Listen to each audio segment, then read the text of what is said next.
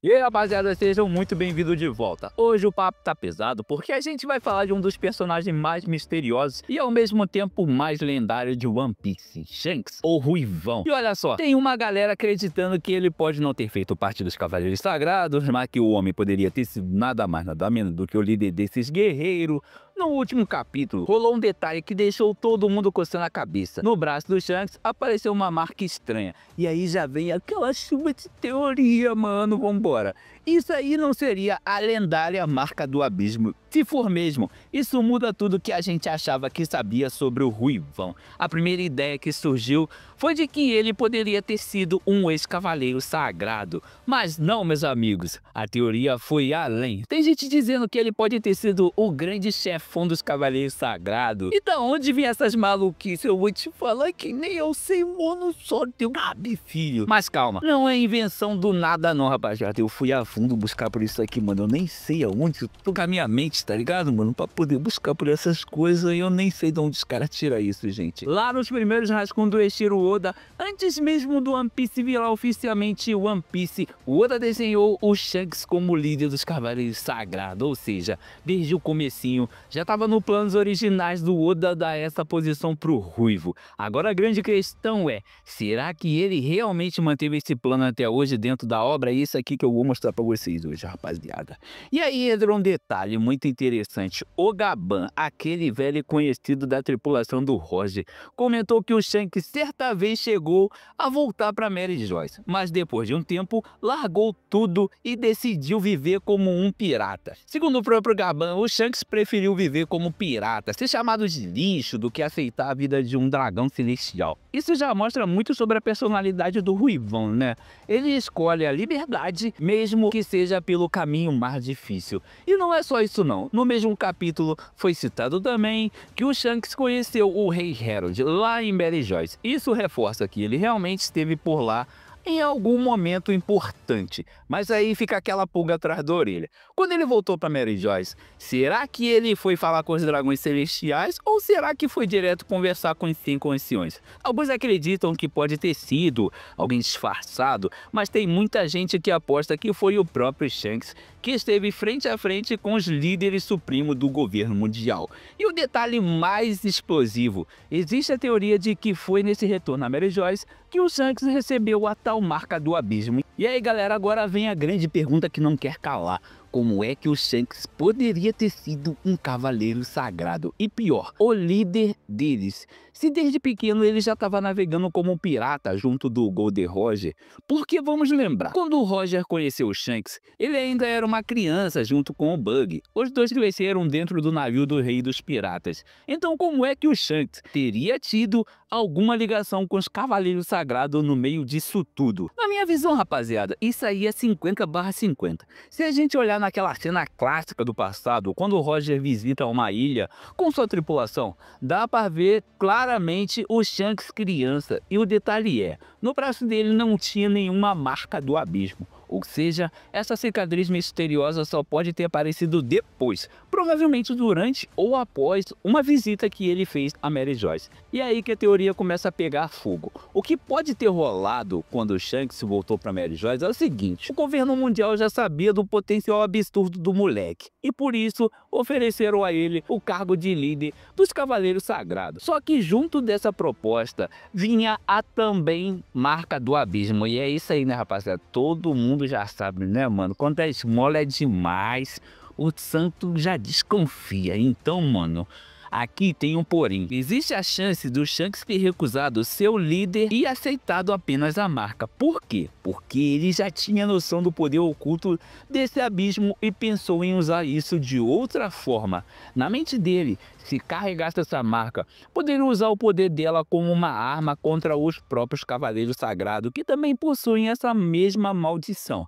Agora vocês me perguntam, mas tio Jorge, por que o Shanks teria motivos para enfrentar os Cavaleiros Sagrados e até mesmo o governo mundial? A resposta está no próprio passado dele, porque ele simplesmente deixou Mary Joyce para trás. Lembram da conversa do Shanks com o Gaban? Foi revelado que quando estava em Mary Joyce, o Shanks conheceu o Rei Harold, e mais, naquele momento o Ruivo queria alertar o rei sobre alguma coisa, mas não conseguiu falar nada porque estava na plena Terra Sagrada. onde qualquer palavra contra o governo poderia significar a morte. Isso aí até lembra o nosso país aqui, né, rapaziada? Qualquer coisa que você vai falar aqui contra o governo aqui, o pessoal já te dá um sumiço, né? Então, vambora. Tocar o barco, porque aqui todo mundo já sabe como é o Brasil. Isso mostra que as informações que o Shanks queria revelar tinha ligação direta com o governo mundial. Provavelmente um plano sujo deles contra Elbaf. E o que acontece depois? O próprio Rei Harold é atacado e é esfaqueado pelos soldados. Antes disso, o príncipe Loki já tinha comentado como o Elder Jarul que o rei parecia estar se aliando ao governo mundial. Então, olha a situação. O governo mundial realmente estava planejando dominar Elbaf e colocar as mãos na fruta do diabo lendária que estava escondida lá, ou então os próprios soldados se voltaram contra o rei Harold justamente porque não queriam que ele se aliasse ao governo mundial. Outra possibilidade, rapaziada, é ainda mais sombria. E se o rei Harold tivesse se transformado em um verdadeiro demônio? Imagina só, dominado pelo poder da tal fruta do diabo lendária, ele teria ameaçado iniciar a destruição e a conquista total de Elbaf. Neste cenário, os guerreiros da ilha não pensaram duas vezes e reagiram imediatamente para tentar impedir a catástrofe. Eu falo isso aí como um golpe de estado, né? Mas vamos lá, né? E se foi isso mesmo que rolou, então a tal informação que o Shanks queria passar ao rei Harold era justamente um aviso, um alerta desesperado para que o rei tivesse cuidado antes que fosse tarde demais. Mas percebam só, o Shanks só poderia ter acesso a esse tipo de informação privilegiada se ele realmente tivesse ocupado alguma posição dentro do governo mundial. O problema é que, quando tentou agir, já era tarde, o caos já tinha começado dentro do castelo, e é nesse ponto que nasce a teoria de que a fruta do diabo lendária já havia sido roubada. E é nesse ponto que nasce a teoria de que a fruta do diabo lendária já havia sido roubada de Elbaf.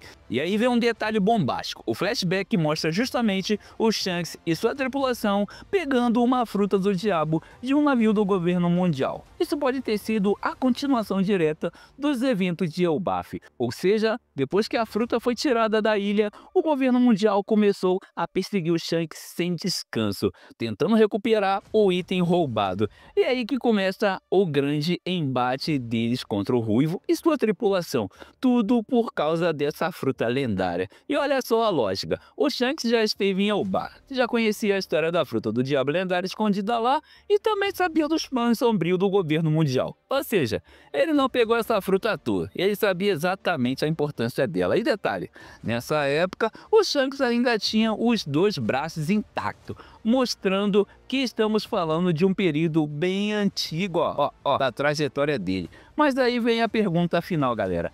Será que o Shanks realmente foi o líder dos Cavaleiros Sagrados? Ou será que, no mínimo, ofereceram a ele esse posto? E para deixar as coisas ainda mais interessantes, existe uma teoria que envolve o Shanks e o Mihawk. Talvez vocês já tenham ouvido falar. Dizem que os dois já foram membros dos Cavaleiros Sagrados no passado. E é justamente isso que explica o porquê, desde o começo de One Piece, vemos o Shanks e o Mihawk se conhecendo tão bem e mantendo essa rivalidade lendária entre eles. Pensa comigo, os dois serviram juntos nos Cavaleiros Sagrados, até que decidiram abandonar tudo e seguir seus próprios caminhos. E isso não seria nada impossível. Até o Monkey D. Drago, pai do Luffy, já esteve ligado ao governo mundial. Mas quando descobriu a podridão do sistema, se rebelou e tornou líder do exército revolucionário. Então sim, existe uma chance real de que o Mihawk também seja um ex-cavaleiro sagrado. E é isso, galera. O vídeo de hoje fica aqui. Mas agora eu quero saber de vocês, o que acharam dessa teoria? Shanks e Mihawk já foram mesmo os Cavaleiros Sagrados? E o Shanks, teria ele recusado o posto de líder?